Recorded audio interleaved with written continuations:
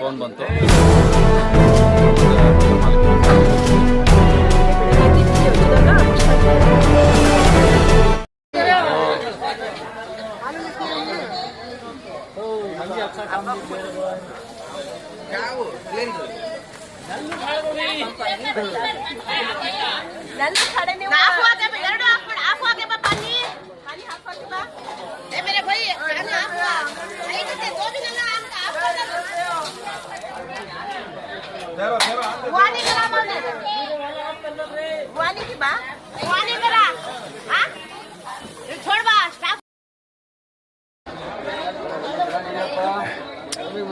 बात करना को भाई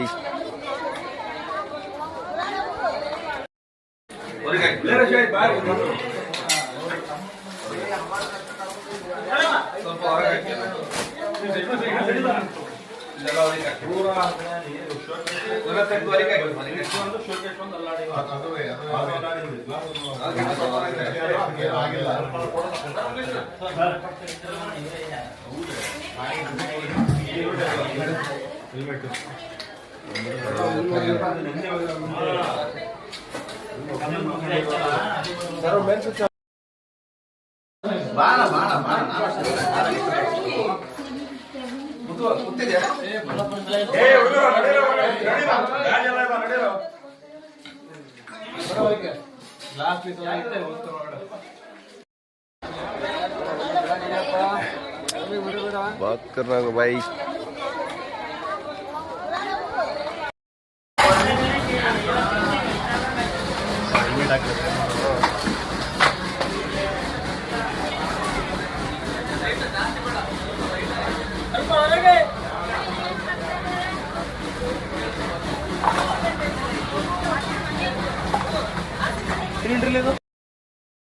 ಸರ್ ನಮಸ್ಕಾರ ಸರ್. ಏನು ಸರ್ ಇವತ್ತು ಕಾರ್ಯಾಚರಣೆ? ಸುಮಾರು ಒಂದು 7:25ಕ್ಕೆ ಒಂದು ಫೋನ್ ಬಂತು.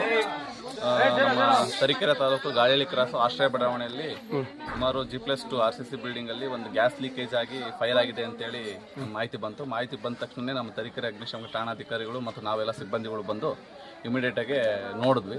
ನೋಡಿದ ತಕ್ಷಣವೇ ಒಬ್ಬರಿಗೆ ಇಂಜುರಿ ಆಗಿದ್ದನ್ನ ಆಲ್ರೆಡಿ ನಮ್ಮ ಸಾರ್ವಜನಿಕರು ಅವ್ರ ಸಹಾಯದಿಂದ ಪ್ರೈವೇಟು ವಾಹನ ಮುಖಾಂತರ ನಮ್ಮ ಗೌರ್ಮೆಂಟ್ ಹಾಸ್ಪಿಟ್ಲಿಗೆ ಅವ್ರನ್ನೆಲ್ಲ ಕಳಿಸಿದ್ರು.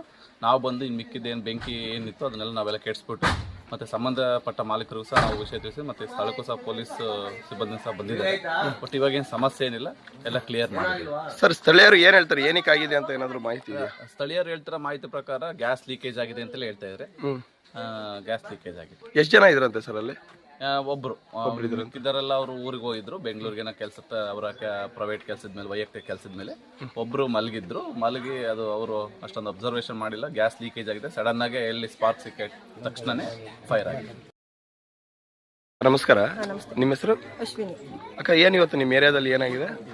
ಅಣ್ಣ, ನಾವು ರಾತ್ರಿ ಇದು ಒಳಗಡೆ ಇದ್ವಿ. ಬೆಳಗ್ಗೆ ಜೋರ ಶಬ್ದ ಬಂತು. ಏನ್ ಶಬ್ದ ಬಂತು ಅಂತ ಹೊರಗಡೆ ಬಂದು ನೋಡಿದಾಗ ಏನು ಕಾಣಿಸ್ತಾ ಇಲ್ಲ ನಮಗೆ. ಆಮೇಲೆ ಆ ಅಣ್ಣ ಹೊರಗಡೆ ಕೂಕಂತ ಬಂತಲ್ಲ, ಅವಾಗ ಯಾಕೋ ಕೂಕೊಂಬಂದ್ರಲ್ಲ ಅಂತ ಹೊರಗಡೆ ನೋಡಿದ್ರೆ ಅವರು ಫುಲ್ಲು ಎಲ್ಲ ಸುಟ್ಟೋಗ್ಬಿಟ್ಟಿದ್ರು.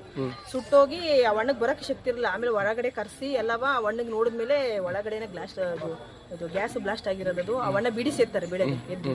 ಅವರು ಮೋಸ್ಟ್ಲಿ ಒಳಗಡೆಗೆಲ್ಲವ ಅದು ಲೀಕ್ ಆಗಿದೆ. ಬೆಳಗ್ಗೆ ಎದ್ದು ಬಿಡಿ ಹಚ್ಚಿದಾಗ ಬಸ್ಟ್ ಆಗಿದೆ. ಅದು ಬಸ್ಟ್ ಆಗಿ ಈಗ ಅವರು ಮಿಸಸ್ ಇಲ್ಲ ಊರಿಗೆ ಹೋಗಿದ್ದಾರೆ.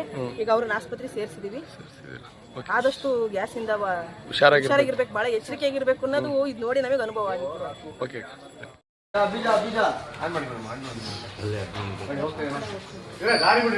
ಆಟೋ ಸಿಸ್ಟರ್ ಚಡ್ಕೋ ದೇಂगे ಆಟೋ ಬರುತ್ತೆ ಆಟೋ ನೋಡ್ರಿ ಸಿಸ್ಟರ್ ಅವ್ರೆ उनको देंगे नहीं छोड़ो तुम्हें आड़ा पड़ गया तो